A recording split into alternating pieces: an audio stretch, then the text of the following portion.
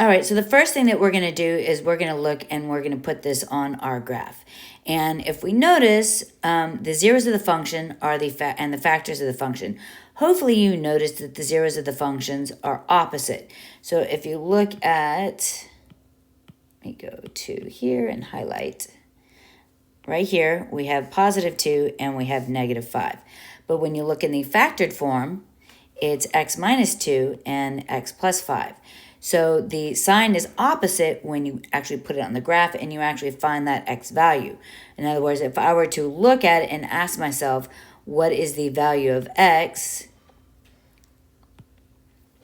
when it crosses the graph? And we talked about this at the beginning of the year when we just looked at the graph and we were finding the zeros from the graph.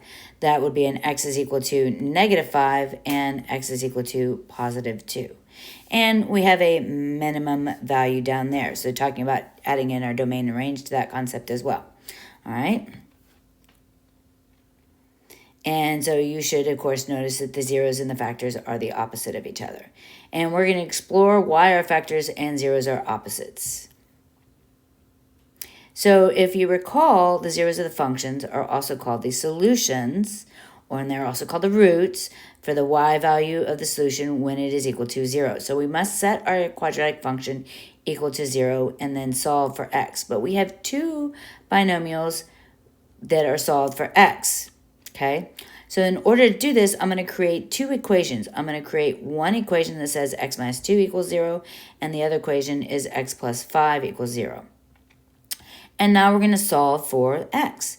Now, if you notice, the reason, and this is the reason that the sign your x is equal to is opposite, when you move that constant negative 2 over the equal sign, remember, the rules of